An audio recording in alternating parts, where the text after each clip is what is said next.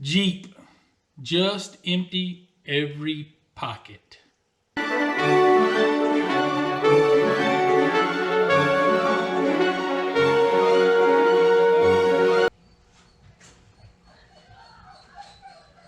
ain't gonna do with the dogs barking. Back in May, I started a project on my Jeep. I own a 1980 CJ5. I started installing new springs on it. The factory springs that came with it were from 1980, so they're about 37, 38 years old. And they were just flat and wore out. You hit a bump and it would just immediately bottom out. So I installed 2.5-inch Pro Comp springs on it. Overall, I was real happy with the way they went together. Real easy to do.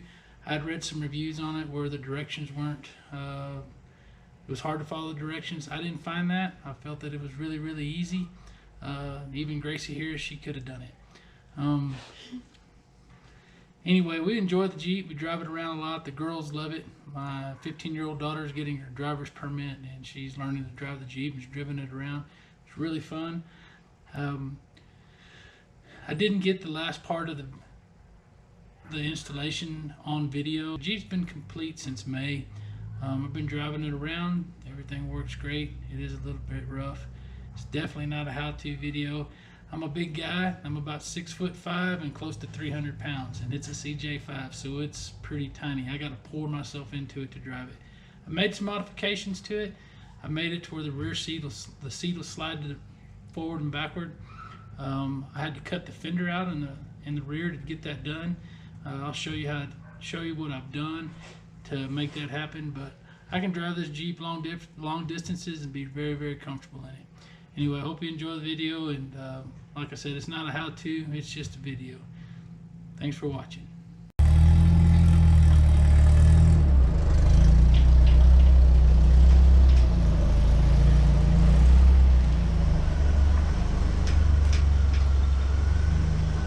So here it is. This is my 1980 CJ5. Everything's pretty much basically stock on it. Do have some aftermarket wheels that came with it when I bought it. Got it Rhino lined as far as the suspension on it. Everything's factory. It's factory drivetrain, factory axles, factory transmission, factory everything. Complete soft top and doors. The heater works on it. It seals up pretty nice. I started making this when I first got the Jeep. It's just kind of made a rear bumper for it. Made a spare tire mount. That spare tire swings out. I'll show you all the engine here. Let me pop the hood.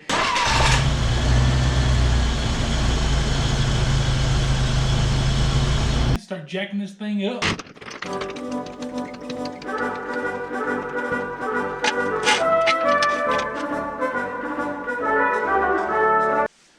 going to have to get a little higher. Got the front tires off. Also, I went ahead and put one spring on the driver's side, and I'll show y'all, but I was pretty amazed at how easy it is. The underside of this Jeep, I don't have any rust on this Jeep, so the bolts came off really easy. Everything came apart easy. It took longer to get the Jeep up on the jack stands than it did to get this one leaf spring off and the new one back on. There are examples or the instructions that comes with the kit. They're pretty good. It comes in a little box. It comes with a lot of hardware. It comes with the 4 shocks. Has, of course, 4 springs, all the new hangers, the U-bolts for the shackles, and actually has the wedges that will rotate the axle pinion in line with the transmission and the transfer case. Pretty easy little kit. Like I said, I've just got it sitting in place. I don't have anything tightened down yet. I'm going to go to the other side, but that spring went in really easy. The new spring is a lot beefier. Got a lot more metal in it. And then this may be able to give you the height difference in it. Overall, really happy. All right, first thing I'm going to do is remove the shock right here. We'll take this top bolt off, get this bottom bolt off. Go ahead and down here we will remove the nuts, or loosen the nuts that hold the spring hanger on with the U-bolts.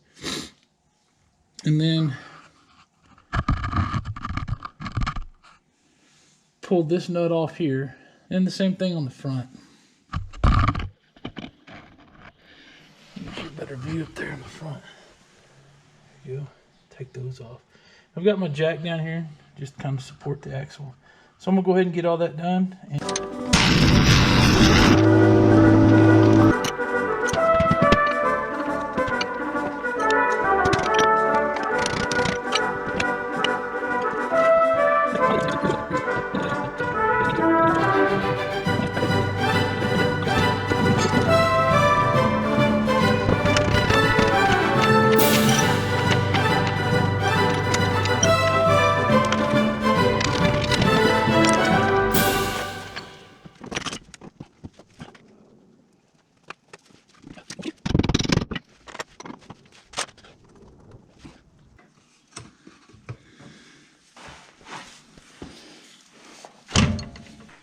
So when I got the kit, I was comparing the U-bolts, and I had one U-bolt that was a little bit wider than the other ones.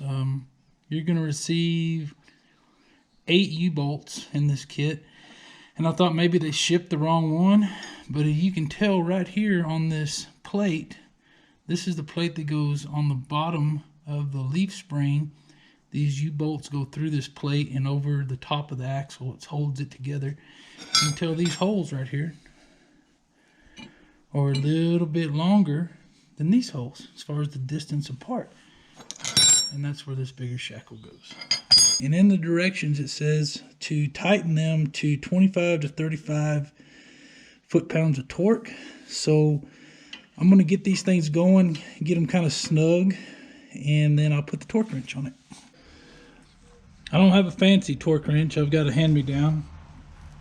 Here's my gauge right here. It's going to be a little difficult to see, but we'll get it torqued down. Now here comes the most important part of this lift installation. The Pro Comp sticker. You know, you're not complete, and you know you've made it. When you get this sticker, you have made it. You are officially in the club. And I don't even know if this is the right way to put it on, or even if it's in the right spot. Pro Comp. All right, so I got the front all put back together. As you can see, it's sitting a little bit higher in the front than in the rear. I had absolutely no trouble at all getting the front end done. I did, when I set it on the ground, I noticed right here that this U-bolt was kind of leaning. It was kind of leaning out towards the tire. So when I set it on the ground, I torqued them back down. I loosened it up a little bit, knocked it back into where it's straight, and torqued it down to the specifications that the instructions specify. This side worked out pretty good.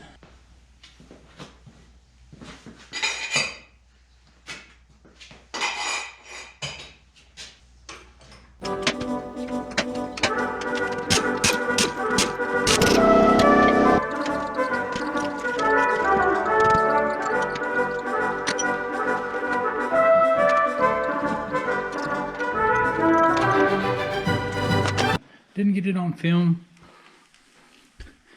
Got the tire back on.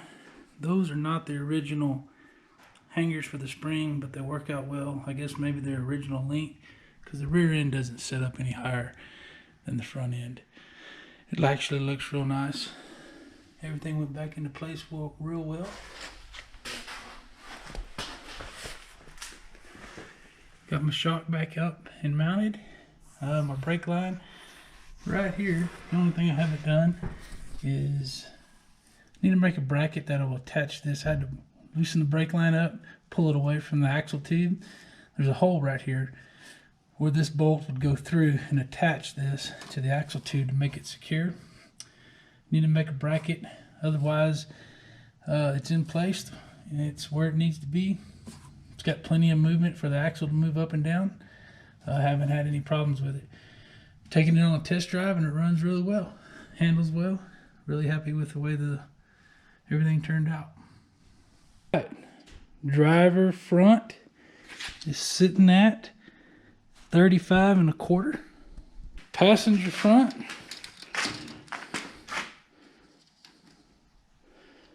we are sitting at 35 and about 3/8.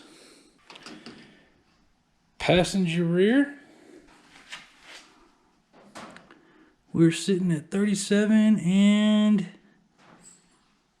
7/8. Driver rear, we're sitting at 38 and 1/8. So to show you a few things I've done to the Jeep, probably the biggest thing was this seat. I got some sliders off an old vehicle that somebody had in their junkyard, and attached them to the bottom of the seat.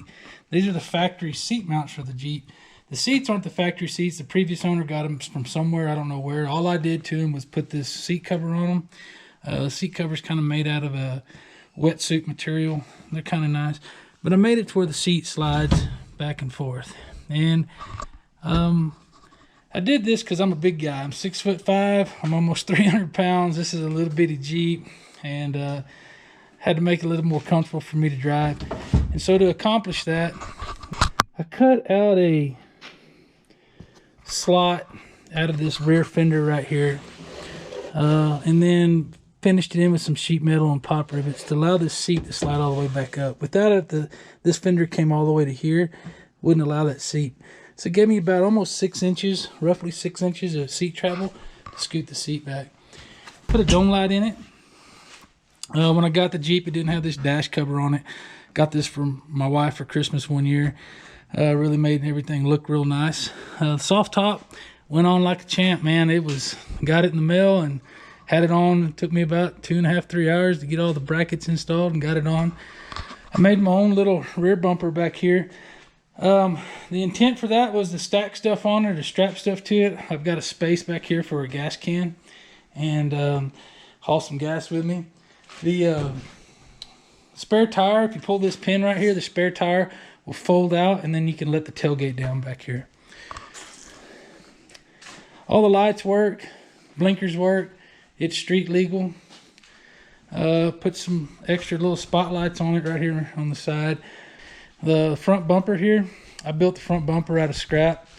Used to do a lot of welding back in the day, and just took some old pieces laying around and did what I thought looked cool. I really wanted to protect the front end of this. It has no dents or anything in it, and just kind of wanted to protect it. Put some spotlights on it. Anyway, that's it, and pretty cool little Jeep.